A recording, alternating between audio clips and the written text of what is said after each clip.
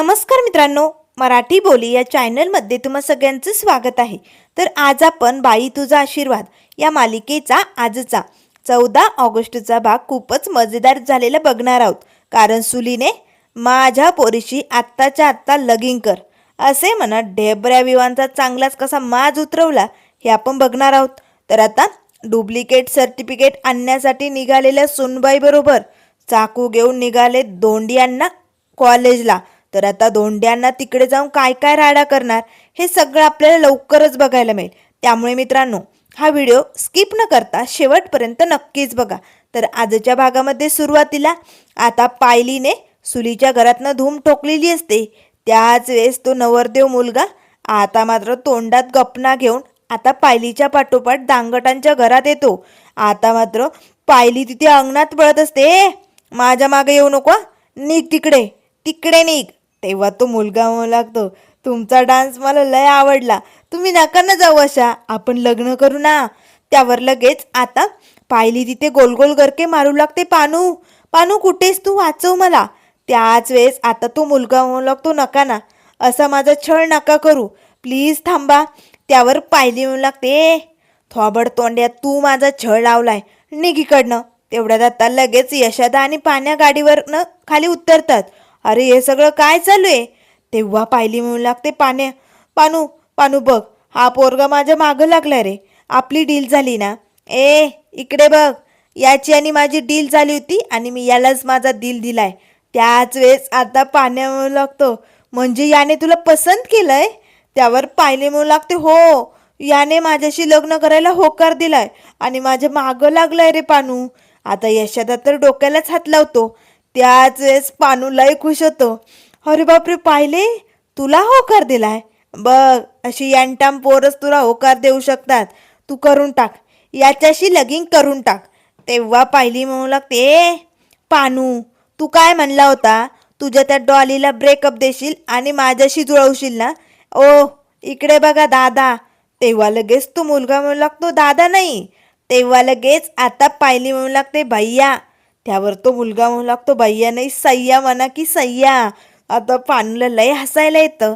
त्याच वेळेस पायली म्हणू लागते, इकडं बघ, हा आणि मी, आमच्या दोघांचं झंगाटे बरं का, आमच्यात मध्ये पडायचं नाही. हे बघ पानू, आपलं जे डील झालंय ना ते तुला पूर्ण करावंच लागेल. त्याच वेळेस आता लगेच पानू म्हणू लागतो, एक मिनिट, हे बघा मी तुमच्या दोघांचं जुळून देतो, सांगा तुम्ही काय काय करता, तुमचं घर कसं आहे, कुठे राहता. आता पानू त्या मुलाला विचारू लागतो. त्याच वेळेस तो पोरगा तोंडात अगदी पुडीचा गपना आणि सांगू लागतो, 10 एकर ऊसाचं शेत आहे, अमृततुल्य 3-3. त्यावर लगेच आता पाण्या म्हणू लागतो, हो का, पण ते थुकून बोललात तर जरा पटकन कळेल. त्याच वेळेस तो मुलगा म्हणू लागतो, स्पष्टच बोलायलोय मी. तेव्हा लगेच आता पायली म्हणू लागते, तुझे उसन ते तुझे ते अमृततुल्य गेले खड्ड्यात, मला नकोय त्या. पानू सांग ना त्याला, तो मागं लागलाय माझ्या. त्यावर पाण्या म्हणू लागतो, पाहिले, अगं तुझं लय चांगलं होईल बरं का, अगं बघ अमृततुल्य 3-3. त्यावर लगेच पायली म्हणू लागते, खड्ड्यात गेले ते, त्या अमृततुल्यातनं सारख्या पिचकाऱ्या पडतायत बाहेर, त्याचं काय. त्याच वेळेस आता दावतच सुली येते, यशा तुला सोडणार नाही, माझी पोर कुठे लपवली, माझी नमी कुठे सांगा, यशा लवकर बोल, माझ्या पोरीला लपवतो आणि तिच्या जागेवरती या सटवीला पाठवतो काय. आता मी तुम्हाला सोडणार नाही, धोंड्याच्या एका एका पोराची वाट लावणार. त्याच वेळेस आता लगेच तो नवरदेव मुलगामध्ये येतो, थँक्यू सो मच, यांना पाठवले ना तुम्ही आमच्याकडे बघण्याच्या कार्यक्रमाला, खूप खूप thank you, I love you too. आता लगेच तो मुलगा पायलचा हात पकडतो. त्याच वेळेस पायली म्हणू लागते, हात सोड माझा. तेव्हा आता तो पोरगा पायलीला ओढू लागतो, चला आपण लग्न करूया, चला, मला तुमच्या बापाकडनं उंडा नकोय, काय बी नकोय, चला चला लग्न करूया. त्यावर लगेच आता पायली म्हणू लागते, पुड्या खाणाऱ्या, मला तुझ्याशी लग्न करायचं नाहीये. त्यावर तो मुलगा म्हणू लागतो, सोडली. तेव्हा पायली खुश होते, मला सोडलं. त्यावर तो मुलगा म्हणू लागतो, नाही, पुडी सोडली. आता मात्र पाण्यात जाम हसायला सुरुवात करतो, बघ यशोदा, नुसतं एका होकाराने याने पुडी सोडली, मावा खाणारी पुड्या सोडती नाही. बघ पाहिले, तुझ्या एका होकाराने त्याने लगेच पुढी सोडली. करून टाक त्याच्याशी लग्न. आता तो पोरगा पायलीचा हात धरून ओढू लागतो. पायली जोरदार दिशी आता झणझणी त्याच्या कानाखाली ओढते. आता त्याचा गपणा डायरेक्ट तिने बाहेरच काढलेला असतो. तेव्हा लगेच त्याचे वडील आणि काका म्हणू लागतात, दत्तात्रय, तुम्ही याच्यासाठी आम्हाला घरी बोलावलं होतं का? आमचा अपमान केला जातो इथे. त्यावर दत्त्या मामा म्हणू लागतो, सॉरी सॉरी म्हणण्यापलीकडे मी काहीच म्हणू शकत नाही. आता मात्र पायली लगेच त्या पोराला म्हणू लागते, निघ आत्ताच्या आत्ता इकडनं निघ, नाहीतर आता दुसरा गाल बी बाहेर काढे ना. तो पोरगा त्याचे घरचे सगळे तिकडनं पळून जातात. त्याच वेळेस आता लगेच सुली म्हणू लागते, यशा, आता मी तुझ्या घरात जाऊनच बघते. माझ्या पोरीला पळवतो, तिला लपवतो. आता थांब, नाही तिला तुमच्या घरातनं बाहेर काढली ना तर नावाची सुली नाही. आता रागाच्या भरात लगेच सुली दांगटांच्या धोंड्यांनाच्या घरात नमीला शोधण्यासाठी आलेली असते. तर इकडे आता नमीला सोडण्यासाठी हा मोठू निघालेलो असतो. घराच्या बाहेर येताच नमी म्हणू लागते, अरे बापरे, कसलं भारी घर आहे, राजवाड्याचे की काय मस्त डिझाईन, फुलं वगैरे. ए ए ड्रायव्हर, इकडे ने आणि माझा फोटो काढ एक मस्त. कसं आहे ना, या सुंदर बंगल्यापुढे ही सुंदर पोरगी किती भारी दिसेल ना. त्याच वेळेस विवान म्हणू लागतो, ए घरी यायचंय ना तुला, बैस गाडीत. तेव्हा नाही म्हणू लागते, ठीक आहे, एका फोटोने काय मोबाईल झिजला असता का तुझा? चल बसते. आणि तुमच्याकडे काही पद्धत नाही आहे का? ते टी व्हीत नाही दाखवत का? मुलगी गाडीत बसायला निघाली की मस्त असा दरवाजा उघडायचा आणि मग ती स्टाईलमध्ये गाडीत बसते. चल ड्रायव्हर बैस, चल पटकन. त्यावर लगेच आता विवान म्हणू लागते, ए मी ड्रायव्हर नाही आहे, ड्रायव्हर म्हणायचं नाही मला. त्यावर नमी म्हणू लागते, तूच गाडी चालवणार आहे ना, मग ड्रायव्हर नाही मग काय म्हणायचं तुला? त्यावर लगेच आता विवान म्हणू लागतो, हे बघ, मी टॅक्सी बुक केली, त्याच्यात बसायचं आणि घरी जायचं. त्यावर नमी म्हणू लागते, हो, टॅक्सीवाल्यांनी मला उचलून आणलं, तुझ्या माणसांनी आणलं ना उचलून, तू सोडायला यायचं, नाहीतर देशमानेंना ओरडूनच सांगते, थांब. त्यावर विवान म्हणू लागतो, थांब थांब, ओरडू नको, मी ड्रायव्हरला पाठवतो. त्यावर नमी म्हणू लागते, ड्रायव्हर तू ये, ड्रायव्हर गाडीत बसायचं आणि सरळ सोडायला यायचं, नाहीतर देशमानेंनाच बोलावते, थांब. आता लगेच पटकन विवान दरवाजा उघडतो आणि गाडीत बसतो. त्याच वेळेस आता स्वाती वहिनी बाहेर येते. एक मिनिट नमिता, यात ना मी अवनीसाठी ना लाडू बनवले होते, देशील तिला? तेव्हा लगेच नमी म्हणू लागते, अरे वा, अवनीसाठी लाडू देईल की. अहो तुमचा किती जीव आहे अवनीवरती. मग अधूनमधून येत जा, तिला भेटत जा, असं मनातल्या मनात नका ठेवू, तिला बरं वाटेल हो. अहो एवढ्या पोरामध्ये एकटी पोर राहते ती, जर तिच्या माहेरचे आले बोलले चार शब्द तर तिला खूप भारी वाटेल. येत जा बरं का परत आमच्या घरी. त्याच वेळेस स्वाती वहिनी म्हणू लागते, ठीक आहे. स्वाती पटकन एक चिठ्ठी लिहिलेली असते, गुपचूप आता नमीच्या हातात देते. आता नमीने ती पिशवीत घातलेली असते. त्याच वेळेस आता हा मोठू विवान एक कपडा काचेवरती लटकवत असतो. तेव्हा स्वाती म्हणू लागते, हे काय चालू आहे? त्यावर लगेच नमी म्हणू लागते, थोबाड झाकवण्यासाठी करतोय, आता मला पळून घेऊन आला ना, मग सोडायला जायची भीती वाटत असेल, चल चल, कोण नाही बघणार तुला, चल. आता हा मोठू विवान नमीला सोडण्यासाठी निघालेलं असतो. तर इकडे आता सुलीने धोंडे अण्णाचं सगळं घर छान मारलेलं असतं, पण काही नमीचा कुठे तपास लागत नाही. आता लगेच इकडे बाहेर पायली म्हणू लागते, ए पानू, तू ठरवलेलं डील पूर्ण करा, त्या लुबरीला त्या डॉलीला ब्रेकअप देऊन टाक, चल लवकर फोन लाव. त्यावर यशादा म्हणू लागतो, ए अरे बास ना, अरे काय चालू आहे प्रसंग, ती सुलवात्या किती भडकली नमीला शोधायली, आणि तुमचं काय, नमी कुठे गेली असेल, तिला काही झालं तर नसेल ना. त्याच वेळेस आता पाण्यामुळे लागतो, हा ना यशदा, कळना झालंय नेमकं आकाशात गेली की जमिनीत गेली तेच कळना झालंय. त्यावर पायली म्हणू लागते, पानू मग आपण जाऊबाईंना हॉस्पिटलमध्ये शोधायचं की पोलीस स्टेशनमध्ये जायचं शोधायला? त्याच वेळेस आता नमीचं काही झालं तर नसेल ना, या टेन्शनमध्ये यशदा पटकन खाली बसतो, डोक्याला हात लावतो. तेव्हा पाण्यामध्ये लागते, ए पाहिले, अगं असे निगेटिव्ह विचार नको ना करू, बघ त्याला टेन्शन आलं, निगेटिव्ह एक नंबरची तू. त्याच वेळेस रिक्षेतनं खाली उतरून आता राजा आणि अवनी आलेले असतात. तेव्हा राजा म्हणू लागतो, ए पाण्या, कुणाला निगेटिव्ह बोलायला रे तू, आणि यशादा तू असा का बसलाय डोक्याला हात लावून? त्यावर पाण्या म्हणू लागतो, आम्हाला काय हाऊस आहे डोक्याला हात लावून बसायची?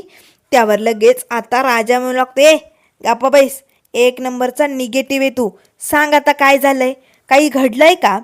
त्यावर लगेच आता यशोदा म्हणू लागतो, राजा मी सांगतो. अरे नमीला बघायला पाहुणे आले होते. आता मात्र लगेच राजा म्हणू लागतो, अच्छा म्हणजे हा प्रॉब्लेम आहे का? नमीला बघायला पाहुणे आले म्हणून तुला त्रास होतो यशोदा. मानलं, खरंच खूप प्रेम आहे तुझा नमीवर. त्याच वेळेस आता पाण्यामध्ये लागते बिंडोक, नाशिकचा आशिक. गप्प बैस. अरे पुढचं 50-50 ऐकून घे ना. अरे ही फक्त अर्धी स्टोरी झाली, लय लंबी स्टोरी झालेली इथे. त्यावर राजा म्हणू लागतो, पण झालंय काय? त्यावर लगेच आता पाण्या म्हणू लागतो, ऐक.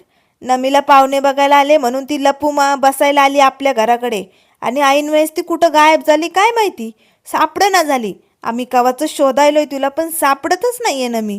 त्यावर लगेच राजाला धक्काच बसतो, अरे बापरे, नमी गायब म्हणजे सुलू आत्या आग ओकणार. त्याच वेळेस आता सुली येते. माझी पोरगी नाहीये सापडली ना, कुठे लपवलंय तिला, लवकरात लवकर तिला बाहेर काढा, नाहीतर आता आता ना तुमचं अख्खं घरच जाळून टाकते. धोंड्याच्या एका एका पोराला जळून संपवतेच, नाहीतर ना हे रॉकेल मी माझ्या अंगावरती होते आणि मलाच पेटून घेते. मग बघा, नाही सगळ्या गावांसमोर तुमचं तोंड काळं केलं ना तर नावाची सुली नाही. त्याच वेळेस आता सुली लगेच त्या ड्रममधलं रॉकेल आपल्या अंगावरती ओतणार. तेच पाण्या म्हणू लागतोय, आत्या हे बघ रॉकेल असं नासू नको. अगं उगच व्हायला घालू नको ग, गॅस लय महाग झालाय. अगं पायलीने 3,500ला गॅस भरलाय. अगं कामा येईल गॅस संपल्यावर, नको असं करू. त्याच वेळेस आता लगेच यशोदा म्हणू लागतो, सुलवात्या प्लीज ऐकून घे ग, असं नको करू. नमी कुठे आम्हाला खरंच माहिती नाही. आम्ही तिला शोधायला गेलो होतो पण तिचा कुठेच तपास नाही आहे ग. त्यावर लगेच आता सुली म्हणू लागते, ते मला ठावं नाही. तुम्ही माझ्या नमीला गायब केलंय. मला माहिती आहे ना तुमच्याच घरात लपवलंय. मला काय बी माहिती नाही, मला माझी पोरगी हवी आहे. त्याच वेळेस राजा म्हणू लागतो, आत्या आत्या अगं जरा थंड घे.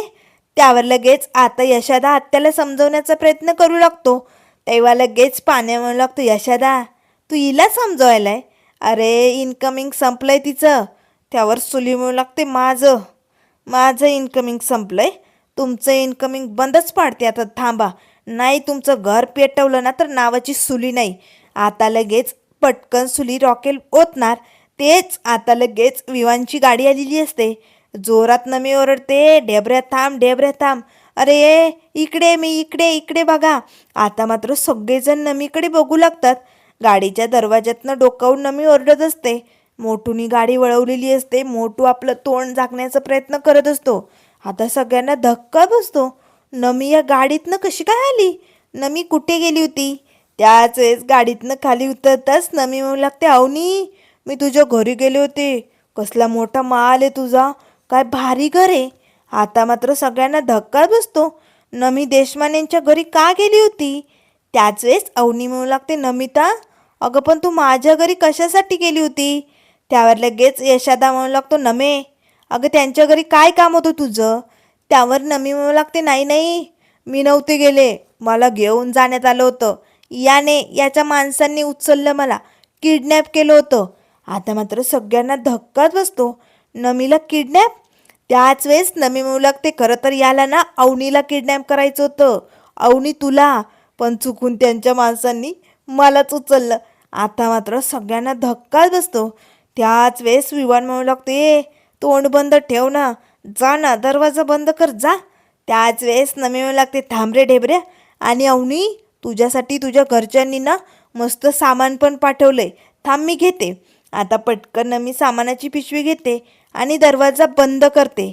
त्याच वेळेस आता राजा, यशोदा आणि पाण्या पटकन आता या मोटूची गाडी अडवतात. कोण आहे, कोण आहे, तू मॅडमला किडनॅप करत होता? त्याच वेळेस आता विवानचा चेहरा यांना दिसतो. तेव्हा राजा म्हणू लागतो, हा तर तो सांडग्या आहे, याची एवढी धुलाई केली तरी पण आला आपल्या घरी, याला सोडायचं नाही. ए विमाना थांब, आता दरवाजा उघड, दरवाजा उघड लवकर. त्याच वेळेस आता राजा म्हणू लागतो, मॅडम मॅडम बघा, हा तो विमान आहे, विमान. त्याच वेळेस आता लगेच पाण्या, यशोदा आणि राजा तिघेही आता याची गाडी अडवत असतात. तेव्हा लगेच राजा म्हणू लागतो, दरवाजा उघड आणि बाहेर ये, तुला दाखवतो. तेव्हा विवान म्हणू लागतो, नाही नाही मी दरवाजा नाही उघडणार. मी दरवाजा उघडला तर तुम्ही माझे कपडे काढाल. नाही नाही नाही, मी दरवाजा नाही उघडणार. त्याच वेळेस राजा मोठासा दगड घेतो. आता तू दरवाजा नाही उघडत ना, गाडीच फोडतो तुझी, थांब. त्याच वेळेस पाण्या म्हणू लागतो, राजा थांब, आपल्याला मारायची गरज नाही आहे, थांब. याला धडा कोण शिकवणार आहे? आत्या. आता लगेच पाण्या आत्याला भडकवण्याचं काम सुरू करतो.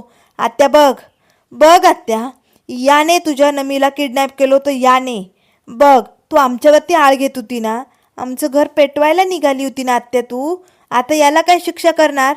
अगं, पाहुण्यांसमोर तुझी इज्जत घालवली. तुझी लाज वाचवण्यासाठी आम्ही पायलीला नमी बनून तिकडे पाठवलं आणि तू आम्हाला शिक्षा करत होती. आता याला काय शिक्षा करणार आहे? सांग ना. पाहुण्यांसमोर तुझी एवढी नाचक्की झाली. तुझ्या पोरीचं लग्न मोडलंय या ढेबऱ्यामुळे. आता काय करणार? त्यावर आता भडकलेली सुली लगेच याच्या गाडीसमोर येते. काय रे ढेबऱ्या, माझ्या पोरीला किडनॅप करतो? आता तू बाहेर ये, तुला दाखवतेच. नाही तुझी वाट लावली ना तर नावाची सुली नाही.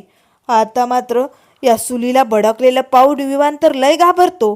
तो आता गाडी स्टार्ट करण्याचा प्रयत्न करू लागतो. तेव्हा सुली म्हणू लागते, गाडी माझ्या अंगावर घालणार? घाल, आता तुला दाखवतेच मी, घाल गाडी. नाही, तुझ्यावरती मर्डरची केस टाकली ना तर नावाची सुली नाही. आता मात्र विवन घाबरतो. सोडा, मला सोडा. त्यावर लगेच आता राजा पाण्या आता या आत्याला भडकवण्याचं काम करत असतात. बघ बघ, सगळ्या गावात तुझं नाव खराब झालं, तुझ्या पोरीचं लगीन मोडलं या ढेबऱ्यामुळे. त्याच वेळेस आता सुली म्हणू लागते, याची भरपाई कोण करणार? सगळ्या गावात माझी इज्जत गेली, माझ्या पोरीचं लगीन मोडलं, याची भरपाई कोण देणार?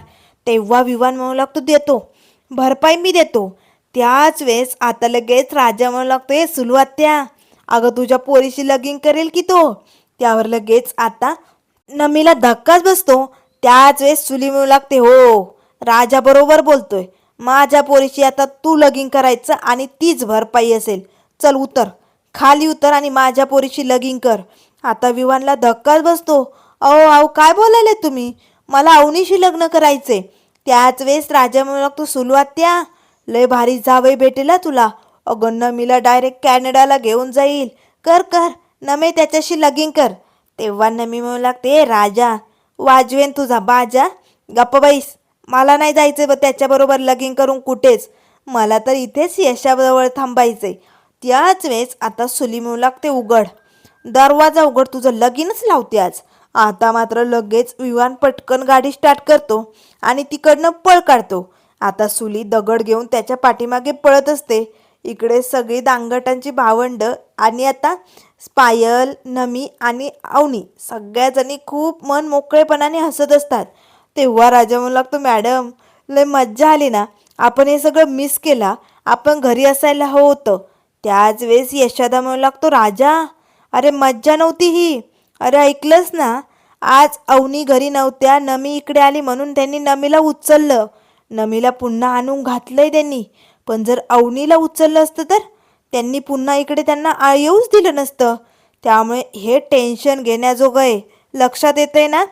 त्याच वेळेस आता लगेच अवनी म्हणू लागते, नमिता, खरंच सॉरी, आज माझ्यामुळे तुला एवढा त्रास झाला. त्यावर नमी म्हणू लागते, अवनी, त्रास कसलाय? मला तर लय मज्जा आली. तसं बी मी तुमच्या घरी जाऊन तुमच्या घरच्यांकडनं ना फुल पाहुणचार करून घेतला. असं सुनून आले ना त्यांना, विचार करत बसतील ते माझ्या बोलण्याचा. लय मजा आली. त्यावर लगेच आता अवनी म्हणू लागते, पण नमिता, खरंच सॉरी, तुला त्रास झाला असेल. तेव्हा नमी म्हणू लागते, छे छे, कसला आलाय त्रास? तुमच्या बाबांना असं सुनावलंय ना मी, एका फटक्यात सांगितलं.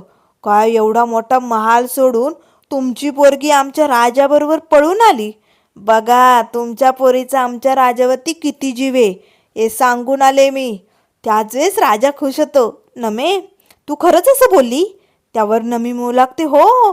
तेव्हा राजा म्हणू लागतो, प्राऊड ऑफ यू. त्याच वेळेस नमी म्हणू लागते, प्राऊड ऑफ यू टू. त्याच वेळेस आता अवनी राजाकडे बघते. तेव्हा लगेच आता नमी म्हणू लागते, पण तुमच्या स्वाती वहिनीचं जीव आहे. हे बघा तुमच्यासाठी सामान पाठवलंय. बरोबर, चला आता, पुरे झालं. सगळेजण आता आतमध्ये येतात. तर त्यानंतर आता इथे दुसऱ्या दिवसाची सकाळ झालेली असते. सकाळी सकाळी यशोदाचा स्वयंपाक सुरू असतो आणि अवनीची आता देवपूजा चालू असते. आता देवाऱ्यात घंटीचा आवाज येऊ लागतो.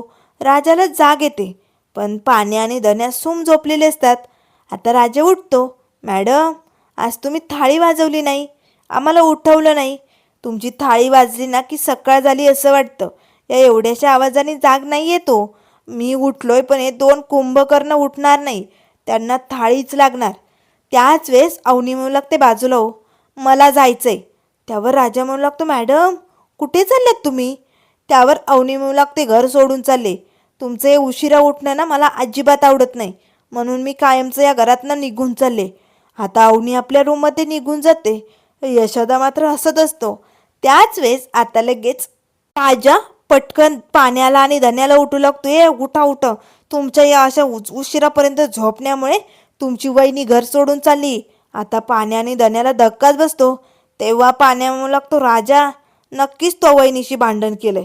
वहिनी एवढ्याशा कारणावरनं घर सोडणार नाही. त्यावर अवनी बाहेर येते. राजा म्हणू लागतो, मॅडम मॅडम आम्ही रोज लवकर उठणार, असं नका करू, तुम्ही नका जाऊ. त्यावर अवनी म्हणू लागते, सोड, मी घर सोडून नाही चालले, मला कॉलेजला जायचे. आता यशोदा पटकन अवनीला चहा देतो. त्याच वेळेस आता लगेच राजा म्हणू लागतो, कॉलेजला कॉलेजला कशाला जायचंय?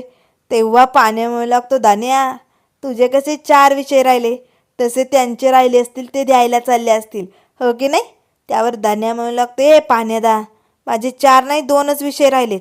अरे पण त्या गोल्ड मेडलिस्ट आहे, त्यांचे कसे विषय राहतील? त्यावर लगेच आता राजा म्हणू लागतो, मॅडम मॅडम तुम्ही का चाललायत कॉलेजला?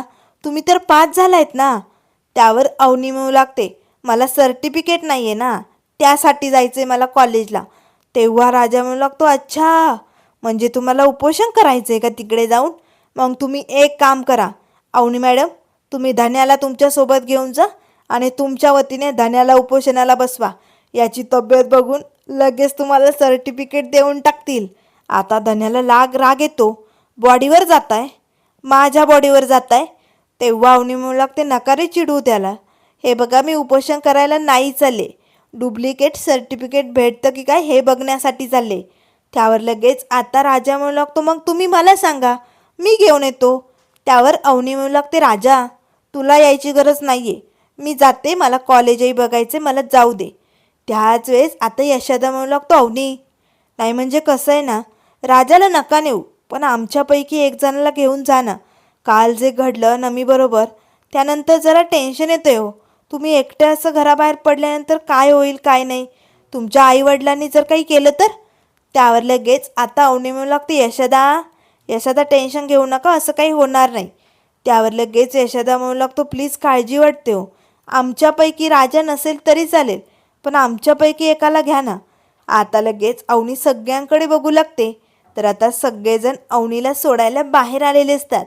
तर त्यानंतर मित्रांनो पुढील भागामध्ये आपल्याला बघायला मिळेल, अवनीसाठी आता टॅक्सी बुक केलेली असते. सगळेजण अवनीला टॅक्सीत बसून बाय बाय करत असतात. तेव्हा अवनी म्हणू लागते, तुम्ही सगळ्यांना मला अशा पद्धतीने गाडीत बसवतायत, असं वाटतंय मी लहान आहे आणि पहिल्यांदा शाळेत चालले की काय, असं फील होतंय मला. आता सगळेजण अवनीला बाय बाय करतात. अवनी निघालेली असतानाच रस्त्याने धोंड्यांना अडवतात. माझ्या सुनेला घेऊन कुठे चालला? अवनी गाडीतनं उतरते. अण्णा अण्णा मला कॉलेजला जायचे. तेव्हा अण्णा म्हणू लागतात, थांब सुनबाई, मला पण यायचे. आता लगेच बाजूला फळावाला असतो. तेव्हा अण्णा म्हणू लागतात, चाकू दे लवकर. अण्णा त्याच्याकडनं चाकू घेतात, पिशवीत घालतात आणि अवनीसोबत कॉलेजवरती निघालेले असतात. आता अवनी घाबरते. चाकू घेऊन धोंडी अण्णा आपल्यासोबत. अवनी आता राजाला कॉल करते, राजा ते आलेत. आता राजा आणि यशोदाचा गैरसमज होतो. ते म्हणजे देशमाने आता आपल्या अवनीला किडनॅप करायला आलेत. तेव्हा राजा म्हणू लागतो, मॅडम काळजी करू नका, आम्ही लगेच येतो. आता मात्र रॉकी द फादर आणि हे दांगटांची मुलं मिळून कॉलेजवरती काय धिंगाणा घालणार आणि अवनीला सर्टिफिकेट भेटणार की नाही, पुढे काय काय मज्जा येणार, हे सगळं आपल्याला बघायला मिळेल. त्यामुळे मित्रांनो अशाच मालिकेंच्या अपडेट पाहण्यासाठी चॅनलला लाईक करा, सबस्क्राईब करा. व्हिडिओ पाहिल्याबद्दल धन्यवाद.